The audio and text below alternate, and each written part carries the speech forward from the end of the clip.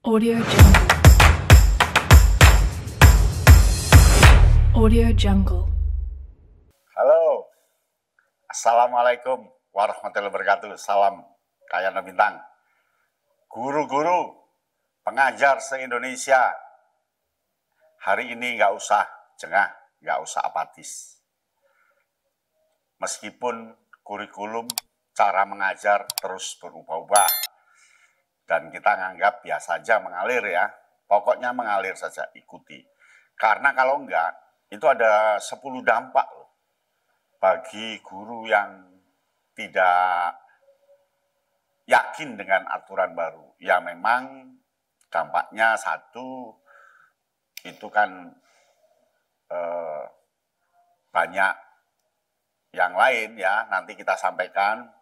Stabilitas mental guru itu terganggu karena sudah terbiasa dengan pembelajaran yang lama. Kemudian gangguan psikologisnya ada karena takut dimarahi, takut dihakimi, ketika tidak bisa mengubah dengan cepat, berubah dengan cepat gaya yang baru. Kemudian tentunya merasa malas ikut pelatihan lagi, karena dulu juga ikut pelatihan, rasanya mengusik zona nyaman.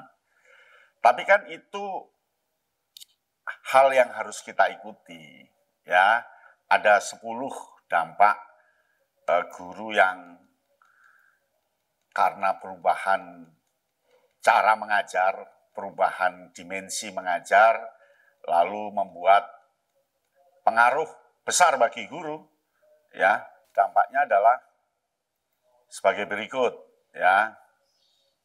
Dampak pertama adalah kurang semangat mengajar. Jadi guru yang tadinya sudah semangat, sudah bisa memahami cara mengajar pakai 5M, sudah bisa dengan kurikulum merdeka, tapi ini harus berubah sehingga dia kehilangan semangat. Dan semangat itu bahayanya akan lari ke menganggap sia-sia, lalu lari lagi ke apatis, lari lagi ke tidak mau berubah karena capek, lelah. Ya, itu dampak pertama. Dampak kedua adalah menolak perubahan atau inovasi.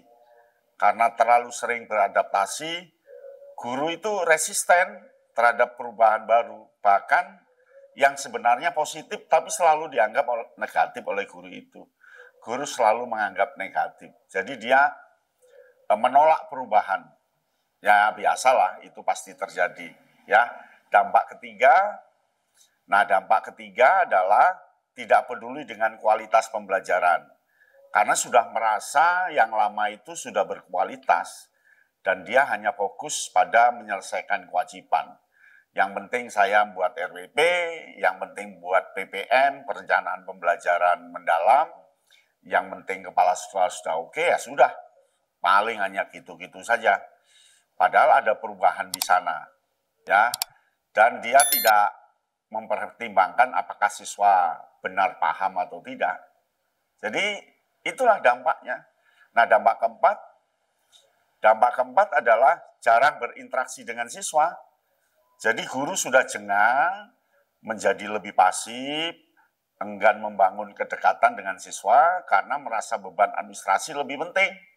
Jadi menurut guru ini yang paling penting itu administrasi, kepala sekolah sudah nanda tangani, perkara murid senang tidak ya sudah, karena memang perubahan susah untuk diikuti.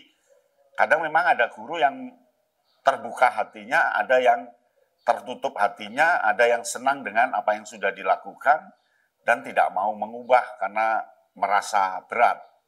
Nah, yang kelima adalah malas mengikuti pelatihan atau pengembangan diri. Jadi guru-guru itu bayangannya kalau ada hal baru harus latihan lagi, harus kursus lagi, harus meninggalkan kelas lagi, kerepotan lagi, meskipun ada uang saku di sana, meskipun ada uang transport di sana. Jadi mereka menganggap pelatihan hanya formalitas, karena kebijakan akan berubah lagi, sehingga tidak serius mempelajari materi baru. Alah ikut paling nanti ya berubah lagi. buat apa ikut pelatihan, paling berubah lagi. Itu apatis banget. Akhirnya saat pelatihan berangkat, tapi 0-0 hasilnya. Jadi dia sangat pasif, pokoknya ngikut begitu. Nah yang keenam adalah tidak memberikan feedback bermakna bagi siswa. Jadi yang keenam itu tidak memberikan umpan balik bermakna pada siswa. Umpan balik untuk siswa menjadi sangat minimal karena tanpa arahan yang baik, karena dia sudah tidak mau mengikuti, jadi tidak ada hal yang baru. Sehingga tidak ada dampak jangka panjang. Nah ini guru-guru yang seperti ini perlu pengingat, perlu orang-orang yang baik hati, jangan dimarahi, jangan dihakimi, tapi didekati dengan pelan-pelan bahwa ada hari pasti ada perubahan, ada cara pasti ada cara lagi yang baru. Ya tentu pasti akan marah, harus menerima dengan kemarahan itu. Nah yang ketujuh, apatisnya sering bolos dan absen. Jadi dia itu punya motivasi rendah, malas mengajar, lalu mencari alasan untuk tidak masuk, dan melewatkan jam mengajarnya. Karena malas, takut dianggap orang yang terbelakang, takut dianggap orang yang tidak bisa. Ya jadi dia gampang antara berubah atau tidak, sehingga melepaskan diri dari masuk kelas. Ini apatis yang berlebihan, dampak yang negatif yang akan muncul ya. Nah yang kedelapan, itu hanya mengandalkan materi lama. Jadi guru-guru yang dia sudah paham yang lama, lalu menentang yang baru, dia ngajarkan dengan cara yang lama. Karena memang tidak mau hal yang baru dan takut dikira tidak mampu begitu, sehingga akhirnya tidak melakukan. Mereka tidak mau memperbarui bahan ajar karena merasa kurikulum akan ganti lagi. Dia masih menggunakan yang lama secara bertahun-tahun, RPP juga yang penting untuk kepala sekolah, dan seterusnya. Nah yang kesembilan, bersikap pasif dalam rapat, diskusi pendidikan. Jadi ketika rapat dia pasti diam. Alah paling nanti berubah lagi. Alah paling nanti akan ada hal baru lagi. Alah paling nanti ya sia-sia. Sehingga dia diam, tidak memberikan masukan saat rapat karena percuma. Kebijakannya tetap ditentukan oleh atasan tanpa mendengarkan keluhan guru. Jadi guru dianggap orang yang stres dan selalu harus berubah. Kasihan memang guru.